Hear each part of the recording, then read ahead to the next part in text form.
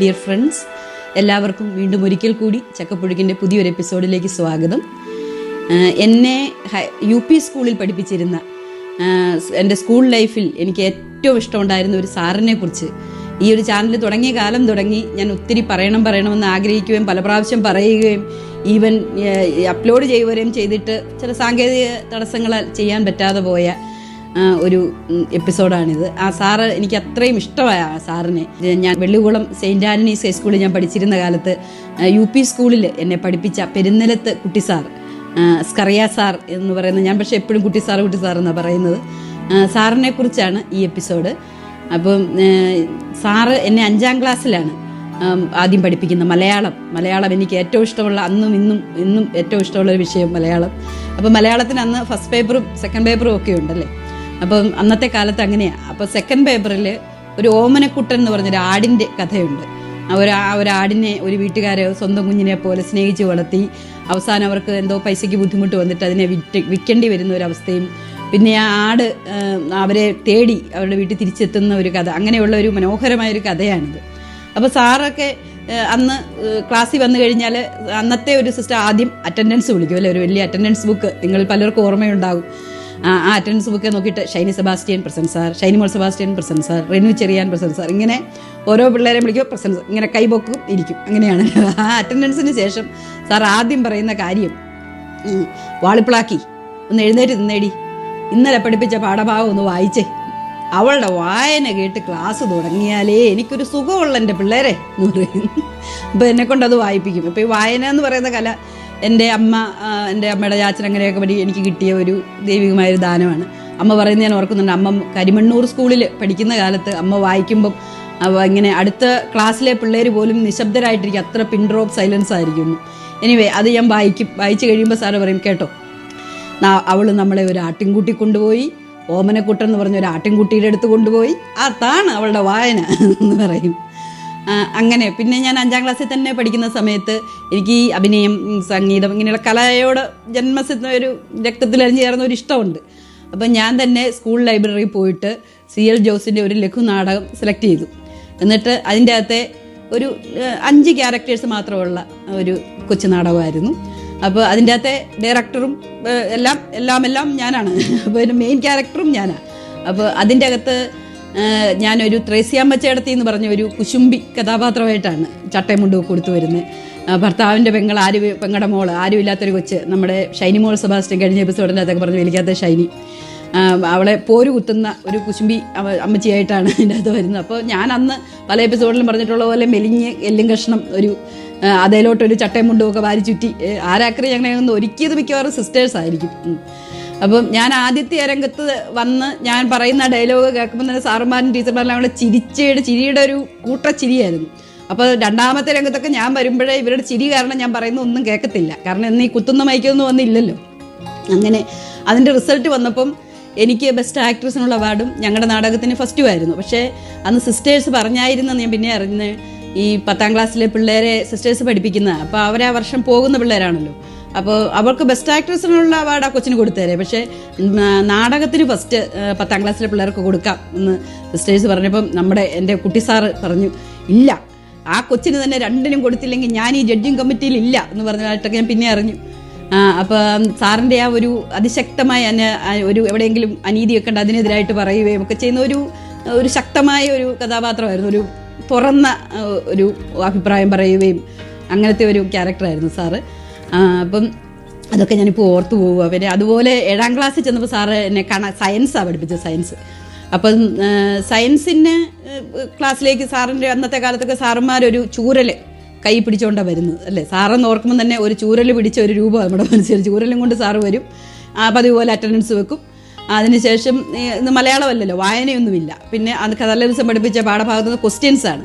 അപ്പോൾ സാറ് പഠിപ്പിക്കുമ്പം തന്നെ വീട്ടിൽ പോയി വായിക്കേണ്ട ആവശ്യമില്ല. അതുപോലെ തന്നെ നമ്മുടെ മനസ്സിൽ അതിങ്ങനെ പതിഞ്ഞ് കിടക്കും. അങ്ങനെ ഒരു കഴിവായിരുന്നു സാറിന് പഠിപ്പിക്കാൻ.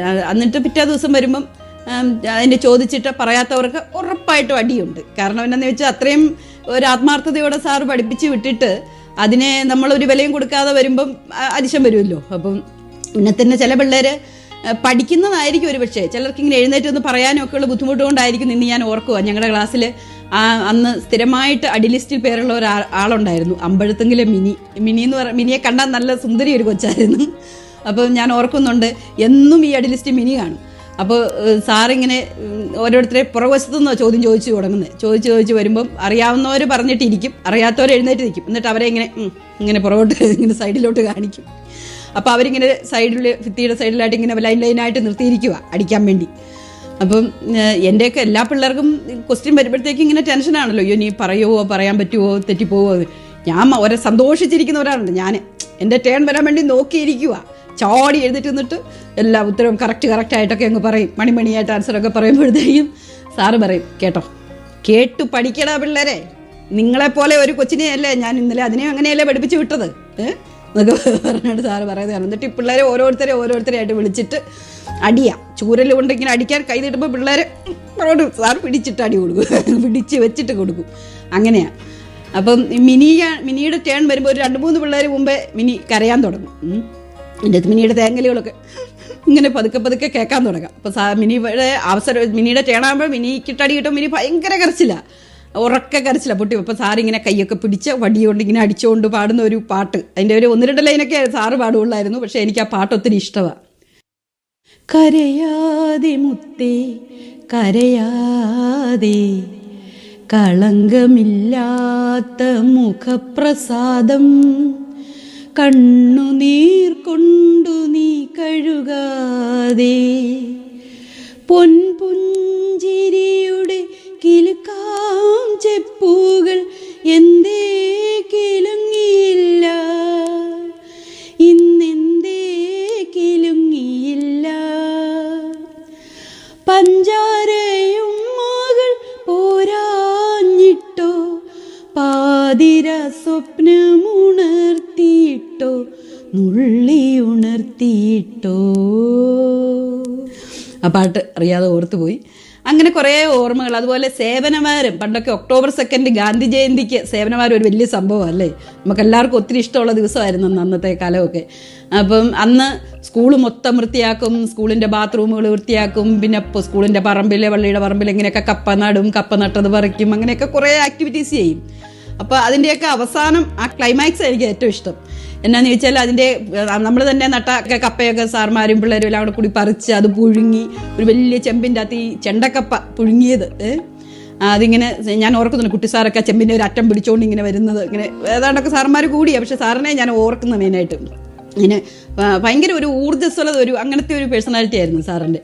എന്നിട്ട് അതിങ്ങനെ കൊണ്ടുവന്നിട്ട് സ്കൂളിൽ അവിടുന്ന് തന്നെ പറമ്പിൽ നിന്നോ സ്കൂളിൻ്റെ മുറ്റത്തുനിന്നോ പറമ്പിൽ നിന്നൊക്കെ വെട്ടിയ വാഴയിലക്കകത്തോട്ട് ഈ ചെണ്ടക്കപ്പയും ഈ നമ്മുടെ നല്ല കാന്താരി മുളകിൻ്റെ ചമ്മന്തി, കാന്താരി മുളകും എല്ലാം കൂടെ കൂട്ടിയിട്ട് തൊട്ട് സാറുമാരും ടീച്ചർമാരും എല്ലാവരും കൂടി ഇരുന്ന് ഇങ്ങനെ കഴിച്ചുകൊണ്ട് സംസാരിച്ച് ചിരിയും വർത്താനമൊക്കെ ആയിട്ടിരുന്ന് ആ നല്ല കാലങ്ങളൊക്കെ ഓർക്കുമ്പം തന്നെ ഭയങ്കര നമുക്കൊത്തിരി സന്തോഷം തരുന്ന നമ്മുടെ ബാല്യകാല ഓർമ്മകളിലൊന്നാണ് അതല്ലേ. ഇങ്ങനെയുള്ള ഞാനീ പറയുന്നതൊക്കെ എൻ്റെ കുട്ടി സാർ ഏതോ ഒരു ലോകത്തിരുന്ന് കേൾക്കുന്നുണ്ടാവുമെന്ന് ഞാൻ വിചാരിക്കുക. കാരണം സാറ് ചെറുപ്പത്തിലേ പോയി, കുറേ വർഷങ്ങൾക്ക് മുമ്പ് മരിച്ചതാണ്. അപ്പോൾ ഞാൻ ഈ എപ്പിസോഡിനോടനുബന്ധിച്ച് സാറിൻ്റെ ഫാമിലിയൊക്കെ ഒന്ന് കോണ്ടാക്ട് ചെയ്യാനൊക്കെ ആയിട്ട് അവരൊക്കെ ഇപ്പോൾ എവിടെയാണെന്നൊക്കെ അറിയാനുള്ള ആഗ്രഹത്തിൽ ഞാൻ കോണ്ടാക്ട് ചെയ്തു. അപ്പോൾ എൻ്റെ വെള്ളുകുളത്ത് എൻ്റെ സെയിൻറ്റ് ആൻ്റണീസ് ഹൈസ്കൂളിൽ തന്നെ എൻ്റെ ജസ്റ്റ് സീനിയറായിട്ട് പഠിച്ച വലക്കമറ്റത്തെ സോണിയാണ് വഴി എനിക്ക് സാറിൻ്റെ മൂത്ത മോൻ ദുബായിലുള്ള സാജൻ്റെ കോണ്ടാക്ട്സ് കിട്ടി. അപ്പം സാജൻ പപ്പായ്ക്ക് വേണ്ടിയിട്ട സാറിന് വേണ്ടിയിട്ട് ഒരു ഫേസ്ബുക്ക് പോസ്റ്റും എല്ലാം കൂടെ കിട്ടി. അപ്പോൾ ആ ഫേസ്ബുക്കിൽ പോയിട്ട് ഞാൻ സാജിനൊരു മെസ്സേജ് ചെയ്തു, ഇങ്ങനെ ഞാൻ കുട്ടി സാറിൻ്റെ ഒരു പഴയ സ്റ്റുഡൻ്റ് ആണെന്നൊക്കെ പറഞ്ഞ്. അപ്പം അങ്ങനെ സാജിനെ പരിചയപ്പെട്ടു. നമസ്കാരം.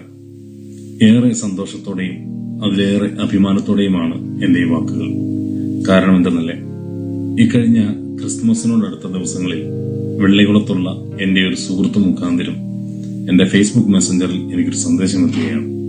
തന്റെ പേര് ഷൈനി എന്നാണെന്നും താൻ അമേരിക്കയിൽ നിന്നാണെന്നും താൻ വെള്ളികുളത്ത് പഠിച്ചിരുന്നപ്പോൾ പെരുന്നിലത്ത് കുട്ടിസാറിന്റെ ശിഷ്യയായിരുന്നു എന്നും കുട്ടിസാറിന്റെ ഓർമ്മയ്ക്കായി തന്റെ യൂട്യൂബ് ചാനലിൽ ഒരു എപ്പിസോഡ് ചെയ്യുവാൻ ആഗ്രഹിക്കുന്നുണ്ട് എന്നുമൊക്കെ പറഞ്ഞു. ഗുരുശിഷ്യ ബന്ധങ്ങളുടെ പവിത്രതയും തീവ്രതയും തീക്ഷ്ണതയും ഒക്കെ അന്യം നിന്ന് പോയിക്കൊണ്ടിരിക്കുന്ന, ദുർബലമായിക്കൊണ്ടിരിക്കുന്ന, ശിഥിലമായിക്കൊണ്ടിരിക്കുന്ന ഇന്നാളുകളിൽ ഏതാണ്ട് 34 വർഷങ്ങൾക്ക് മുമ്പ് മൺമറഞ്ഞു പോയൊരു അധ്യാപകനെ അദ്ദേഹത്തിന്റെ ശിഷ്യഗണങ്ങൾ ഇപ്പോഴും ഇടനെഞ്ചിലേറ്റുന്നുണ്ട് എന്ന് കേൾക്കുമ്പോൾ ഏതു മകനാണ് അഭിമാനിക്കാതിരിക്കാനാവുക? കേവലം 42 വയസ്സ് വരെ മാത്രം ജീവിച്ചിരുന്ന ഒരു വ്യക്തി തന്റെ പ്രധാന കർമ്മമണ്ഡലത്തിൽ ചെലുത്തിയ സ്വാധീനം എത്രമാത്രമുണ്ട് എന്ന് വെളിവാകുന്ന ഓരോരോ സാഹചര്യങ്ങളാണിത്. അനുഭവിച്ചതിനേക്കാൾ ഏറെയാണ് കേട്ടറിവുകൾ ഞങ്ങൾക്ക് ഞങ്ങളുടെ പപ്പയെക്കുറിച്ചുള്ളത്. വെള്ളിക്കുളം സ്കൂളിലെ പപ്പയുടെ സമകാലികരായിരുന്ന ചില അധ്യാപകരെ ഈ അടുത്ത നാളിൽ നേരിൽ സന്ദർശിക്കാനിടയായപ്പോൾ അവർക്കൊക്കെയും ഉണ്ടായിരുന്നു ഓർമ്മകളുടെ ഏടുകളിൽ നിന്നും തിരഞ്ഞെടുക്കാൻ ഹൃദ്യമായ ഓരോരോ അനുഭവങ്ങൾ. സഹപ്രവർത്തകർക്ക് മാത്രമല്ല, പപ്പയുമായി നേരിട്ട് ഇടപെട്ടിട്ടുള്ള ഓരോരുത്തർക്കും ഉണ്ടാവും പങ്കുവയ്ക്കാൻ ഉതകുന്ന വിധത്തിലുള്ള എന്തെങ്കിലുമൊക്കെ ഓർമ്മകളും അനുഭവങ്ങളും. മരണമില്ലാത്തത് ഓർമ്മകൾക്ക് മാത്രമാണല്ലോ, അത് നല്ല ഓർമ്മകളാണെങ്കിൽ പ്രത്യേകിച്ച്. ഒന്ന് മാത്രം പറയുവാൻ ആഗ്രഹിക്കുന്ന അഭിമാനമാണ് പെരുന്നലത്തുകുട്ടി സാറിന്റെ മക്കൾ എന്നറിയപ്പെടുന്നത്. തന്റെ പ്രിയപ്പെട്ട അധ്യാപകന് ഒരു സമർപ്പണം എന്ന നിലയിൽ ചെയ്യുന്ന ഈ എപ്പിസോഡിന് പെരുന്നലത്ത് കുടുംബത്തിന്റെ പേരിലുള്ള എല്ലാവിധ ഭാവുകങ്ങളും നേരുന്നു. നന്ദി. പരിചയപ്പെട്ട് കഴിഞ്ഞാണ് പല കാര്യങ്ങളും, എനിക്ക് അറിവില്ലാതിരുന്ന പല കാര്യങ്ങളും എനിക്ക് മനസ്സിലാവുന്നത്. കാരണം സാറ് എന്ന് മരിച്ചെന്നൊന്നും ഡേറ്റും ഒന്നും എനിക്ക് ഓർമ്മയില്ലായിരുന്നു. അപ്പോൾ സാറിന് പറഞ്ഞപ്പോഴാണ് ഞാൻ അറിയുന്നത് സാറ് മരിച്ചത് ഒരു മെയ് 16-നായിരുന്നു, 33-34 വർഷങ്ങൾക്ക് മുൻപ്. അപ്പം എൻ്റെ അപ്പച്ചനും ഒരു മെയ് 16-ന് തന്നെയാണ് മരിച്ചത്. അതുപോലെ സാറിൻ്റെ വൈഫ് ബ്രിജിത്താമ്മ ടീച്ചർ, സാറിൻ്റെ അമ്മ ടീച്ചറായിരുന്നെന്ന് പോലും എനിക്കറിയില്ലായിരുന്നു. കാരണം വെള്ളിക്കുളം സ്കൂളിലല്ല, തീക്കോയി സ്കൂളിലായിരുന്നു ടീച്ചർ പഠിപ്പിച്ചിരുന്നത്. അപ്പം ബ്രിജിത്താമ്മ ടീച്ചറും ഇന്നില്ല, 2009-ലാണ് ടീച്ചർ മരിച്ചത്.